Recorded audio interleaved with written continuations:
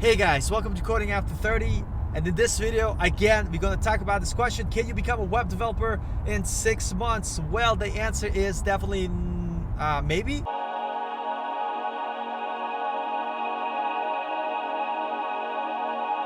So here's the thing: I just recently met somebody who left a comment on my channel. He has his own channel, fairly new. I would definitely suggest you guys check him out.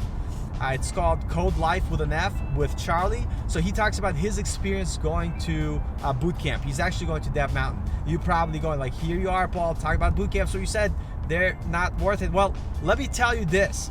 So here's the thing. The reason why I did not consider boot camp at all is because they're too expensive. There's no way in hell I'm going to go to that for $20,000, $30,000 for something that, like, I just don't want to go into debt. So the reason why, that's me personally. So for 20 years of my life, I was in serious debt. A couple of years ago, I became completely debt free, and I really like that feeling. I don't even have a credit card. So for me, that's definitely a deal breaker. But I just recently found out from Charlie's videos is that, you know, Dev Mountain is actually $12,000 around there to go to and learn to code. And it's only 3 months. So with that being said, like, imagine if you go to a code camp like that for 3 months. When you graduate and you spend the next 3 months practicing, going on interviews, doing interviewing questions, becoming better at interviewing and building up your portfolio, the chances are you probably are going to get a job. So as before, where my definite answer to going to boot camps was, I call them dev camps, is because they're too expensive. So I'm still not gonna go to Dev Mountain. Why? Because I don't have that money. For me personally, for me to be able to go to a bootcamp, I would have to pay for it out of pocket. So instead, if I can't get a job or a better job that I have, and I feel that not having bootcamp experience is really hurting me, I will consider going. But I'm still gonna save that money first before I go.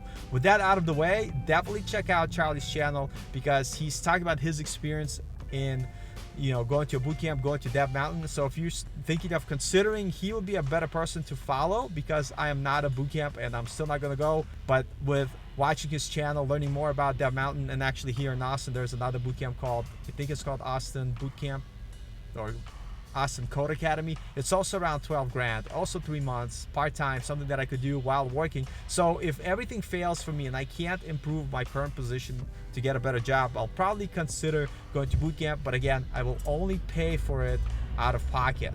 So with that being said, think about becoming a developer in 6 months. I still will say going to a bootcamp maybe will help you, prepare you to get a junior development job, but I will say that it's probably going to be really difficult, probably going to be really hard to get hired, because it's very competitive. And there's a reason why I moved to Austin, Texas, is because there's more opportunity here for jobs. Now, if I stayed in Connecticut, where I used to live, I would probably have much harder time finding a job. So with that being said, okay, my mind was swayed a little bit.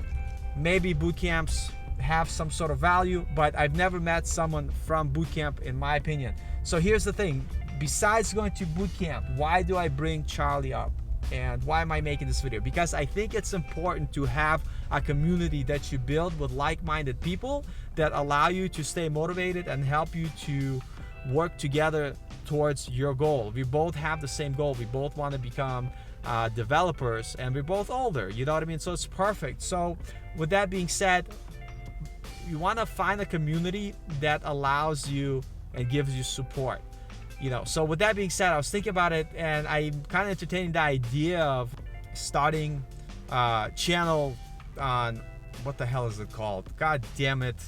I'm gonna have to edit this part out, because, like, so I used to do boxing. I've been punched in the head so many times I can't remember a lot of stuff, but it's damn, I just set it, you know what, I did set it up to kind of see what it's like to play with it. It's not Slack, because Slack, it's not that cool with, like, the young kids. It's not Periscope, because I don't know what the hell uses Periscope. Twitch? No, definitely not Twitch. Discord, of course, it's set up a Discord. And what I want to do is, if you guys interested, you could jump in on that. I'm gonna try to be I'm going to be on there answering questions, talking about my journey, because I want to bring a community together where everybody is bouncing ideas off everybody, because I'm still learning. I'm not like the master of anything. I'm actually a student just like you guys, and my ultimate goal is to become a full stack web developer with JavaScript and React and Node and all that other great stuff. Currently, my job where I work, I basically work with WordPress, HTML, and CSS. By the way, there's no shame with that. And if you're looking to get into freelancing, that might be a better bet. If you're entrepreneurial and you don't mind making phone calls, following up, talking to people, getting your own clients, you could get a lot of work which will kind of serve 80% of customers out there with setting up WordPress for them. And with that, it's a nice and easy way to get into web development because you still need to understand HTML and CSS. And for a lot of the WordPress themes and stuff like that, you could actually change how they look with just changing the CSS, right?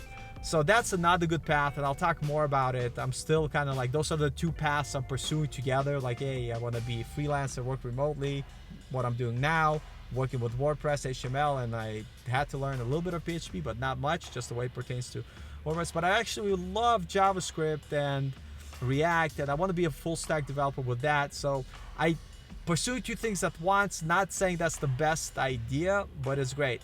Coming back to this topic of can you become a web developer in 6 months? Well, I think it's different for everybody, but in 6 months you could definitely put a big dent and start getting out there. You might not get hired right away, but if you're applying, I talked to another person, god damn it, I keep forgetting people's names, but he left a comment, said that, you know, he just been coding for a long time but never applied yet. And then he showed me a game he made, and it was awesome. I loved it. And the point is, just start applying. And I think the biggest hurdle is getting to that point where you just decide, you know what, I don't care how good I am, even if I'm not good enough, I'm gonna start applying. Maybe some will mess up and actually hire you. I mean, what's the worst thing that could happen? So the point is, after studying for 6 months, regardless if you go to bootcamp, regardless if you do it on your own, I think just start applying to jobs. And when you get rejected, when people tell you your portfolio sucks or your knowledge sucks, just fill in those blanks. Ask them, well, for you, like, so here's the best advice I can give you. I learned it from sales because I used to be in sales. I sucked at it, by the way, so don't think like, just take it for what it is. So this guy, when he would get rejected, as he was walking out the door and puts his hand on the doorknob to open the door, he'd be like, hey, before I go, let me ask you a question. Why did you decide not to choose me today? And they'll give him the sales objection. Be like, oh, it's too high, the price too high, or whatever. And he would actually be able to handle the objection right away.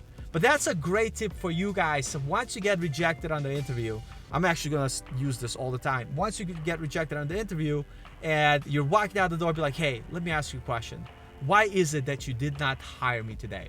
They might say, well, you don't have a BA. Okay, fine. Or we'd really like to see someone who went to bootcamp. Okay, great. Or your portfolio just was not to stuff. Okay, no. We felt that you were kind of weak on whiteboarding in the interview. But the point is, you're getting the answer why you didn't get hired. And then you just focus on that one thing, you fix that one thing, and then you get back into it. And I bet with that process, you're gonna go a lot farther. So even though whatever my feelings about bootcamps doesn't matter, can you become a developer in 6 months? That, like, I've been doing it for such a long time that for me the answer was no. But I think after 6 months, just start interviewing. If I would have started interviewing much earlier, I probably could have done it. So that's my new opinion, and people will be like, you're a hypocrite, before you said you can't do it. I think most people won't do it in 6 months. Like, you probably won't do it in 6 months because it's hard. But I think after 6 months, at least in the minimum, you should start interviewing. Because if you're not shooting the target, then you're never gonna hit it. At least, you know, maybe there's an accidental chance someone will hire you. But the point is, with everything, you're gonna get better. You're gonna get better at interviewing. You're gonna figure out the things you need to do to fill the gaps in your knowledge. You're gonna keep moving forward. So that's my tip today. I hope you guys enjoyed this video. I wanna thank everyone supporting this channel. I know I'm very new. Much love to you guys. And remember, if you're not coding, I don't know what the hell you guys doing. So keep coding. Thanks for Charlie introducing me to your channel. Thanks for the subscribe. Again, if you guys go interested in boot camps, go check out Code Life with Charlie, amazing channel, and I'll see you guys next time. Again, if you like this video, subscribe, whatever you guys do, I really appreciate it. If you hate it, at least tell me why. Okay, talk to you guys later. Bye.